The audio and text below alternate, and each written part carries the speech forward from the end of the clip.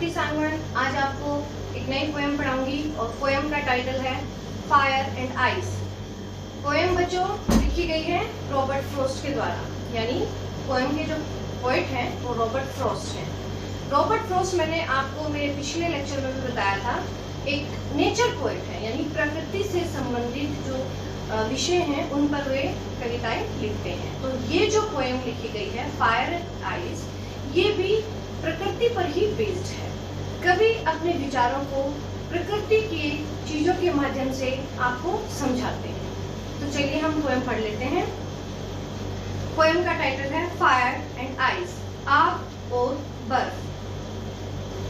Some say the world will end in fire। कवि कहता है कि कुछ लोगों का कहना है the world कि ये संसार will end in fire, खत्म हो जाएगा in fire, आग में। तो आग में कैसे खत्म हो जाएगा? क्या भयंकर आग लग जाएगी?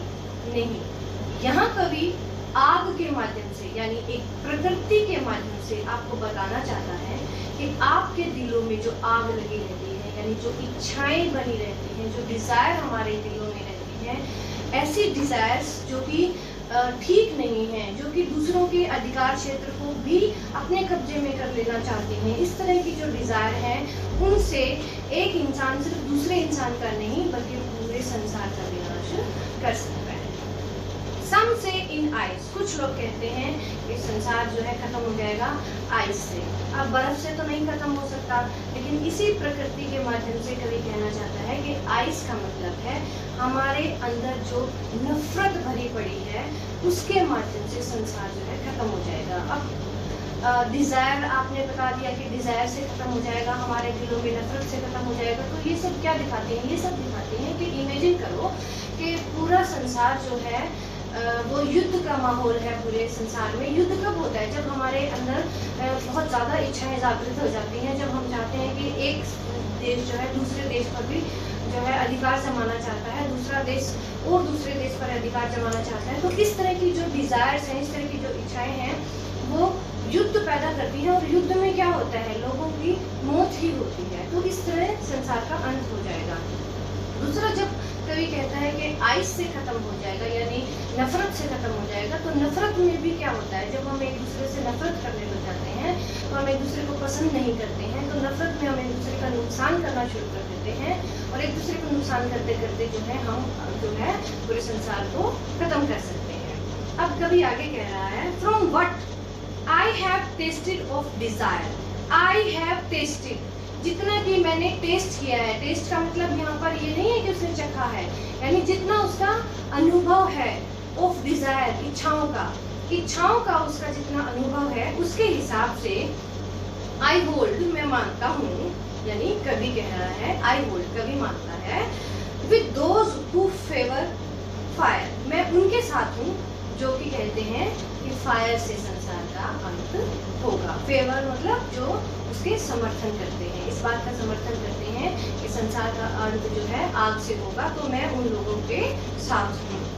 अगला जो पैराग्राफ है उसमें क्या कहते हैं? बट, लेकिन, इफ इट, अगर इसको, इट यहाँ पर यूज हुआ है संसार के लिए, अगर इसको यानी संसार को हैड टू पैरिश, पैरिश मतलब विनाश हो जाना, खत्म हो जाना, मर जाना, तो अगर संसार को पैरिश होना है, खत्म होना है, तो आइस दूसरी बार, पहली बार कैसे खत्म हो जाएंगे? डिजायर से खत्म हो जाएंगे। और अगर दूसरी बार भी अगर संसार का अंत होना है तो आई थिंक, कभी कहता है मैं सोचता हूँ, आई नो, मुझे ये पता है, एनफ ऑफ हेट, मैं नफरत को भी अच्छे से जानता हूँ, टू से दैट, और मैं ये कह सकता हूँ, for destruction ice is also great, destruction के लिए, डिस्ट्रक्शन का मतलब विनाश के लिए, आइस यानी नफरत इज ऑल्सो ग्रेट, ये भी उतनी ही निपुण है जितनी की फायर है। एंड वुड सफाइस, और होगी, वुड मतलब होगी, सफाइस सफिशिएंट, किस चीज के लिए सफिशिएंट होगी? सफिशिएंट होना मतलब सफिशिएंट होना मतलब संपूर्ण होना, पर्याप्त होना। किस लिए पर्याप्त होना?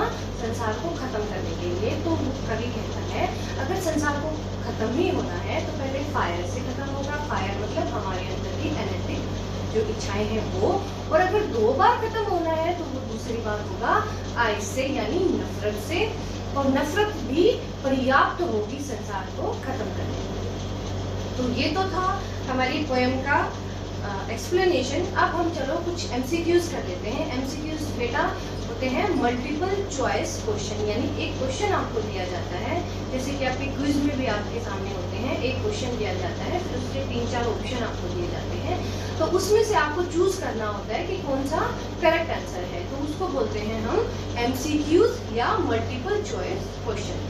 तो स्टार्ट कर लेते हैं क्वेश्चन आंसर्स। मैंने कुछ क्वेश्चन आपके लिए पहले से ही लिखे हुए हैं, जैसे कि who is the poet of the poem, poem का पोएट कौन है। अक्सर आपसे मल्टीपल चॉइस क्वेश्चन में क्वेश्चन पूछा जाता है कि पोएम का पोएट कौन है। तो अभी मैंने आपको थोड़ी देर पहले बताया था, आप मुझे आंसर बता सकते हैं, Lauris Norris, John Keats, Robert Frost, Robin John, ऐसे ही आपको ऑप्शन दिए जाते हैं। तो आपको पता है कि इस पोएम का पोएट कौन है, इस पोएम का पोएट है रॉबर्ट फ्रॉस्ट। तो आप इस वाले सर्कल पर टिक कर देंगे तो आपका आंसर करेक्ट हो जाएगा। चलो हमें क्लियर हो गया है फर्स्ट क्वेश्चन कि पोएम का पोएट रॉबर्ट फ्रॉस्ट। दूसरा क्वेश्चन है what does the poet compare, किस चीज के साथ पोएट कंपेयर तुलना करता है फायर की, fire with. What does the poet compare fire with, poet जो है आग की तुलना किसके साथ करता है। तो मैंने आपको बताया था आग की तुलना किसके साथ करता है, हमारी आंतरिक इच्छाओं की, जो इच्छाएं अनैतिक होती हैं। तो इसमें आपको ऑप्शन दिए गए हैं hatred, desire, hot, both. Both मतलब ए और बी दोनों। तो आप किसको चूज करोगे, आपको आंसर पता है ये है डिजायर, तो आप डिजायर के ऊपर क्लिक कर दोगे और आपका आंसर करेक्ट होगा।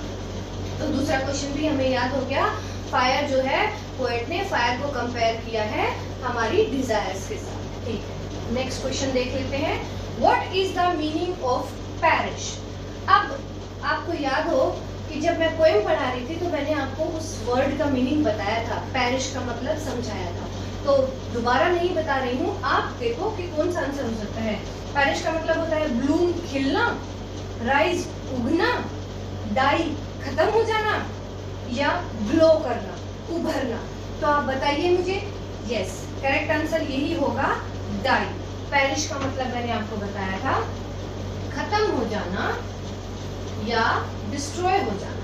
ठीक है, अब हमारा नेक्स्ट क्वेश्चन है can hatred destroy the world, क्या नफरत जो है वो पूरे संसार को खत्म कर सकती है। तो आपको ऑप्शन दिए गए हैं यस, नो, मे बी यानी शायद, मे बी नोट शायद नहीं। तो आपको पता है कि हाँ, तो आप हाँ के ऊपर क्लिक कर दें, क्योंकि नफरत जो है वो संसार को खत्म कर सकती है कवि के हिसाब से, कविता के हिसाब से। अगला क्वेश्चन है what does the poet think, कवि क्या सोचता है।